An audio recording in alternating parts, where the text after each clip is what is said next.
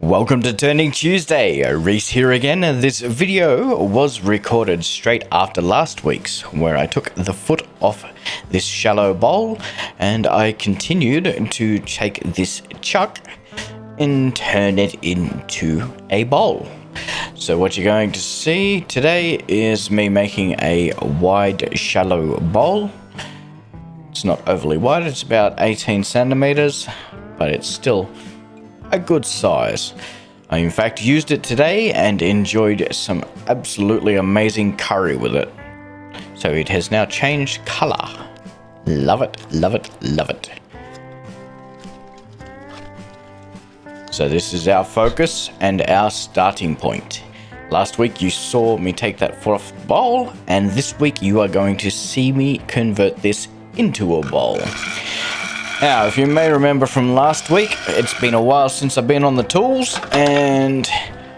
Oops. It's been a while since I've been on the tools, and as a result, I'm not feeling very confident, and I'm just trying to find my way. Now, the reason I stopped using the bowl gouge just there was because it was feeling a bit blunt. And I knew my spindle gouge was still a bit sharp, so I decided to go and move to that instead. As you can see, that is working much better than the bowl gouge was. I'm really enjoying these nice long stringers coming off. This is a real-time clip. For the most part, I've tried to keep this video at real time, and the entire bowl process only took me about 25 minutes to 30. So, and that included sanding.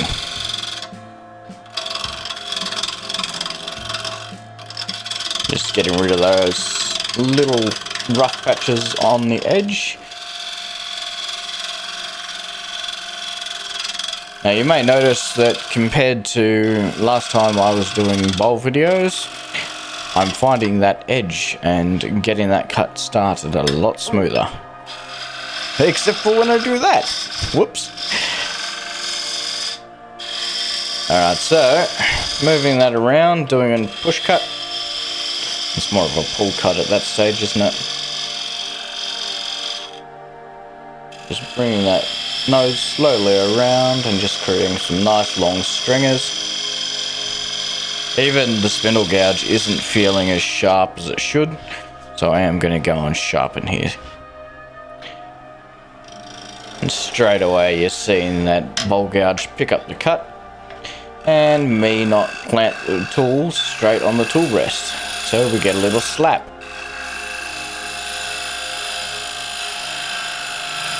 But again, you can see it's picked up that cut so much nicer because it was blunt.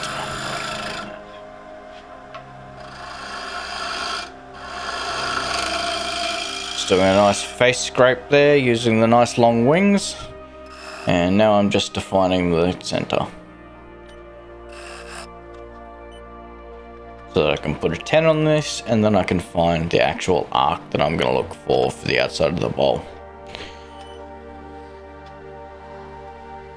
So you may notice there I've just cranked the speed right up. I'm probably running at about 1800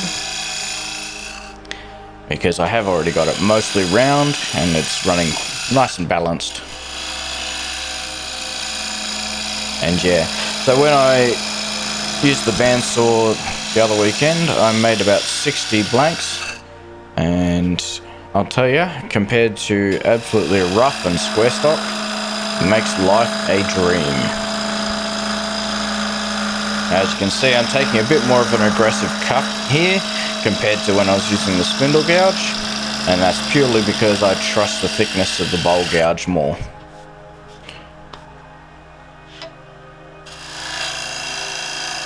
Now I'm just going to do a couple of push cuts and come into that line. I'm going to slip apparently. So push it in and get close but not right on it.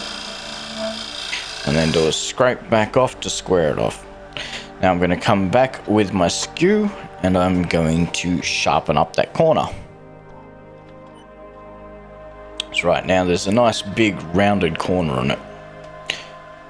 I'm just going to come in and I am going to push in on an angle And then I'm going to use the side of the skew and really sharpen up that edge. And you'll see here I'm using the back shallow end of that skew to make a nice little defined cove. And I'm using I've got my tool too high. So you might notice that was trying to be very aggressive, and that was because I purely had the tool too high. And now I'm just doing a little dip below center and scrape it off. It's left quite a nice dimple in there. And here I'm doing that nice little cove inside the foot. So it's got an exterior that's all round and then a nice little cove on the inside of it.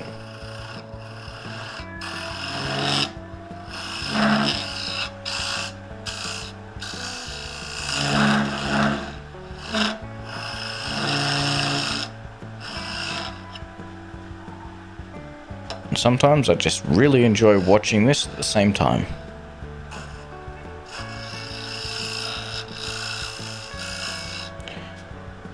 While I'm recording these, I mainly record so that I can watch back and learn from what I was doing and what didn't go so well. And this one didn't go too bad overall. Now I'm coming in with a bowl gouge and I'm going to start putting a profile on this bowl. So I've rough turned it so far and got it nice and balanced, and now I'm coming to put an actual profile on it. So the profile is the exterior of the bowl, and it's effectively the shape. So you'll see it's coming around nice and round already, but it's not quite there.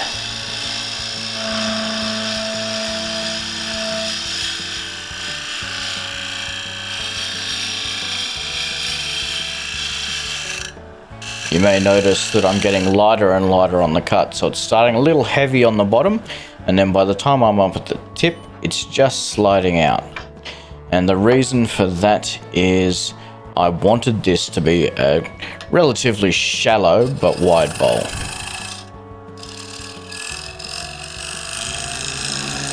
Now the size of my bowl gouge didn't let me get into the corner nicely, so I decided to switch over to the scraper. I could have gone in with the bowl gouge, the spindle gouge, but I chose not to, because as you can see, this does just as good a job.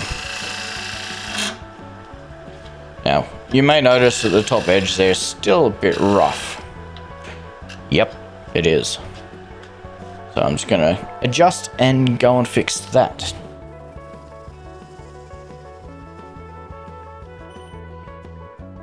Having a look at this, you're really starting to see that figure come through.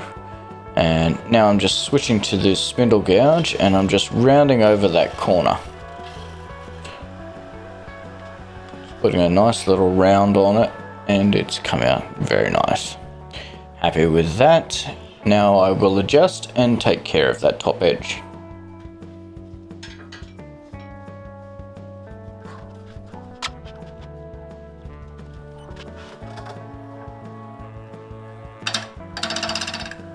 I'm just coming in with a couple of little basic cuts there, using the bottom wing until it sounds mostly smooth. As you can tell, the scrapings are starting to get a bit longer, and as they get longer, that means I'm making more contact with the surface and it's coming out nicely. So I'm just having a look at the profile now. Am I happy with it? I don't know. Mostly. Now I'm going to adjust that little wild top edge there, because it is still quite a bit wild.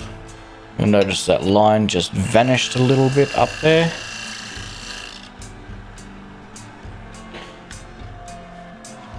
I'm just doing very gentle, light touches because I'm not wanting to remove much. I'm wanting to keep as much wood as possible and not make any vital mistakes that may absolutely destroy the bowl. There's still a little flat spot up on the corner, and I'm just making a little bit of a 45 there, or a chamfer, to take any of the sharpness away. So when I get the sand, or if I rub my hand against it, I'm not going to end up cutting my hand open. I have done that before, and it's not fun. I'm really enjoying these tiger stripes running along the side. Some very nice ripple going through there. There's a reason people call Claret ash ripple ash, and it's because a lot of the pieces do have that. Now I'm just doing some sanding here.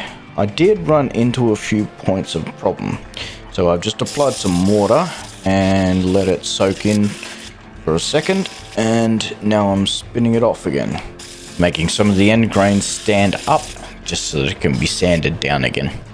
Now, as you can see on the white paper there, it does clog up the sandpaper a bit faster because it is wet, so it comes out more like a mud consistency. How to tell I'm not AI? Because I'm mumbling my words. Apologies. Applying some beeswax now and really letting that soak in. So the only finish I used on this was beeswax. So it's beeswax, pressure, build up the heat, melt it in. Now, I did put some beeswax on, then I realized I had some nasty patches still there. So I'm now having a chat with Sid and trying to figure out what the best approach is. So I did this section of sanding before I contacted Sid because I just couldn't figure it out. If you're still watching at this point in time and you haven't gotten bored, leave a comment saying hi, Sid.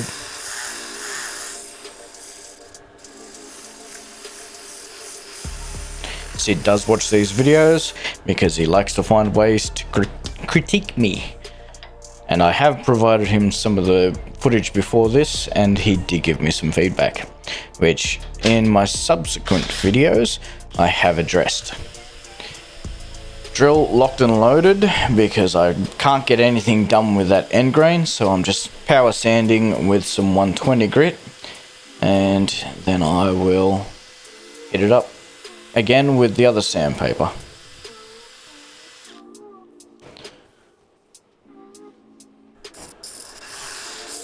So I used the rotary bit here for a little while and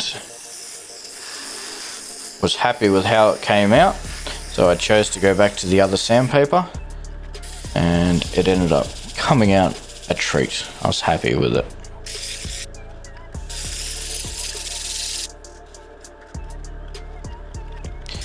So I'm using 120 through to 400 of the colored back sandpaper. The color back indicates what grit it is. So it's white for 120, yellow for 180, blue for 240, orange for 320, and green for 400. Now I'm really getting that beeswax in there. I should have stayed a little bit longer on those areas because it's not really soaking in properly.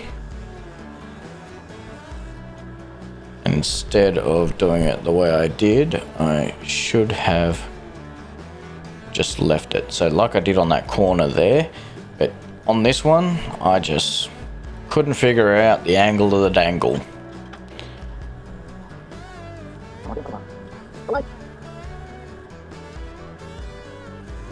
Just there, my wife was banging on the garage door telling me, hey, the check engine light's on. And I was so focused on getting this finished, I yelled at her, go away. Trust me, that's not a smart move. I heard about it later.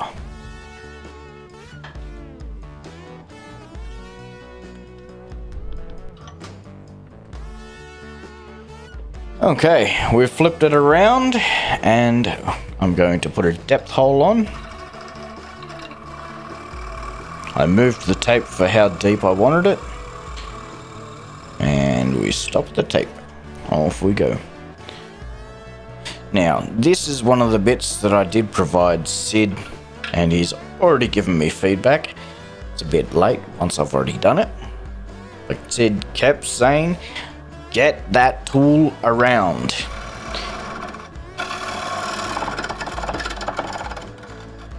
And yes, he's very much right. So, one, I hadn't opened it enough there.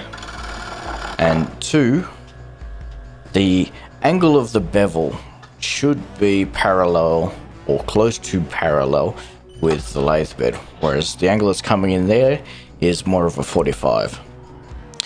So I've just lowered the tool rest a little bit to make my cut a little bit more aggressive, and as you can hear, it's already smoother. But again, I'm putting that angle on a 45, and that's not the fastest way to hollow it out. So I was doing myself an absolute disservice there. As satisfying as it is to watch.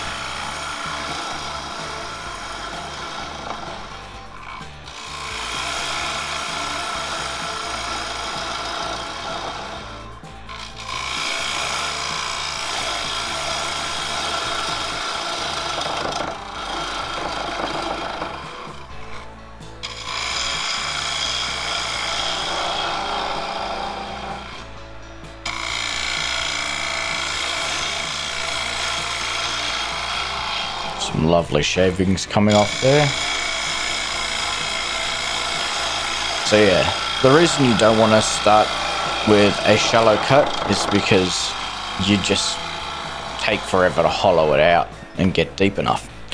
As you'll see in this video a little bit later on, I started far too soon with the scraper. But again, this was my first bowl in, other than the one I did at the guild, it's the first bowl I've done in, yep, 9 months.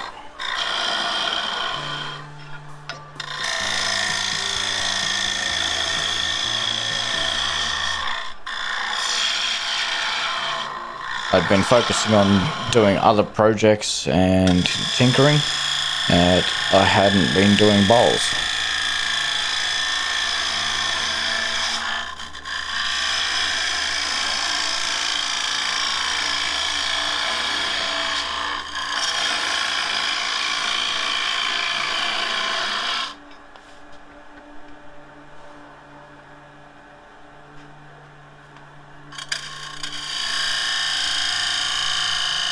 Now I'm getting those nice long stringers. You'll notice I had a better angle there, so you got a nice big deep cut, and I've just come back and gone a little bit sharper again, and I noticed I was getting too much of a bite, so the lathe was starting to bog down, and now I'm just coming back and bringing my way down. You'll notice again, I started too shallow, then I readjusted, and that's why I've got that extra ring up the top there.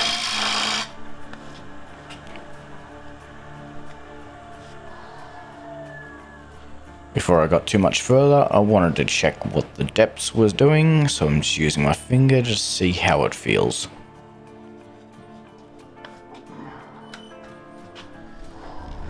Happy with that.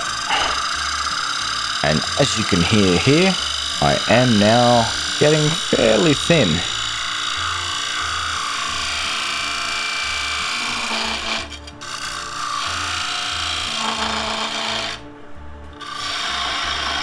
I'm just going to go in and work it back out a little bit. No, I'm going to start way too soon. There's still about 3 centimeters of waste there that should definitely have been done with the bowl gouge, and I did myself no services, no good favors. I was punishing myself for absolutely no reason. I've sped up these clips of the scraping because it just goes on and on and on and on and on, just like I am now. What I've done here is defining where the sharp and sudden turn is, because it does not match the exterior. So you'll notice here I'm trying not to hit that outside edge. When I do hit that outside edge, I switch into a shear scraping.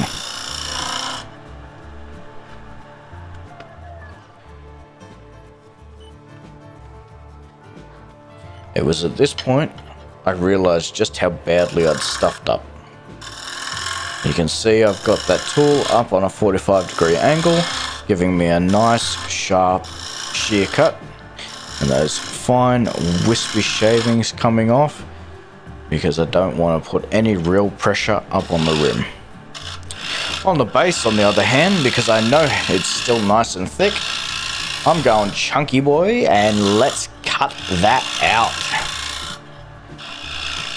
At any point here, I could have switched to a spindle gouge, I could have switched to the bowl gouge, I could have done absolutely anything, but I didn't.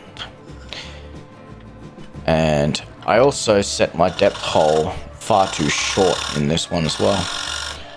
So you'll notice we're now at the bottom of the hole, but I've still got another probably 1.5 centimeters, so I've got to take another centimeter away. I did get this one down to about 5 mil, which I was very happy with. It came out very nice, very light. It's got a nice balance.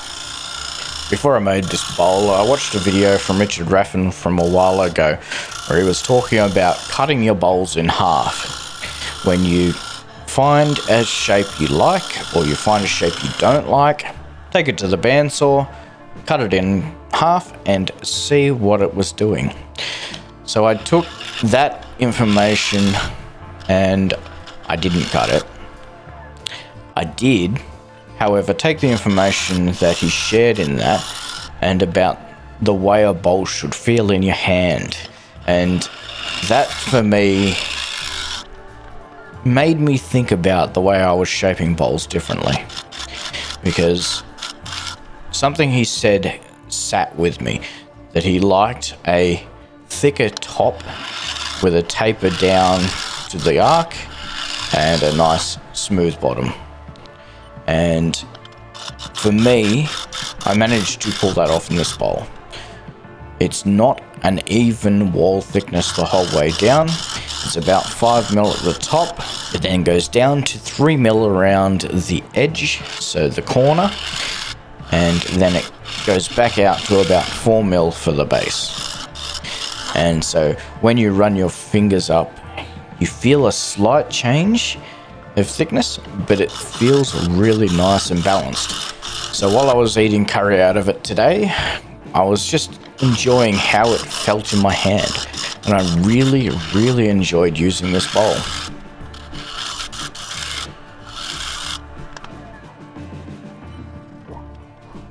It was a really nice size, and I'll tell you what, the curry has enhanced the ripple effect from the fiddleback in this claret ash.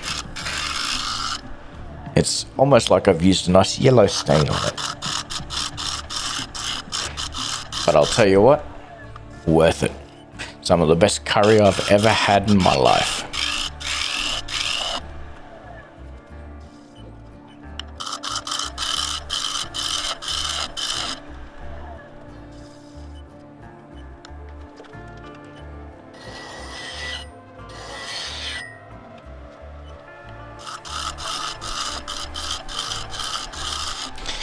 Now, as you can see, we're still scraping.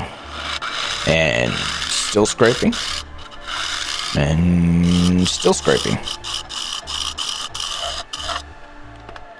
You can hear that edge starting to scream now, which means we're now around that 4 mil mark.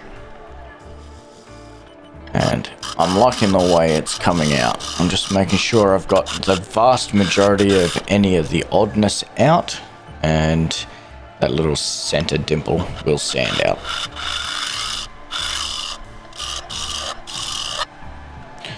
When I'm using this radius tool, as I'm coming out around it, I'm watching for the way the bowl touches the edge of the tool. And when I know I've got a consistent pattern, I know that the shape is good.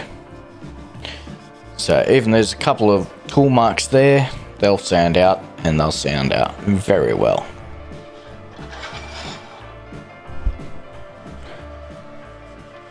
I think I'm going to go one more pass in a shear cut because I don't quite like that corner.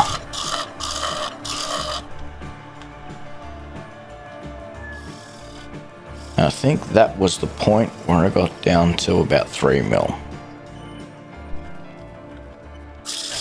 Now I'm going to go through sanding 120 to 400 again, and then I'm going to put some beeswax on.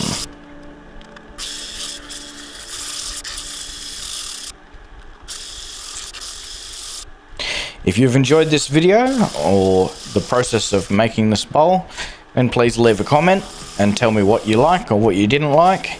If you really didn't like it, give me a dislike. Tell me what you didn't like, because I can't fix it if I don't know.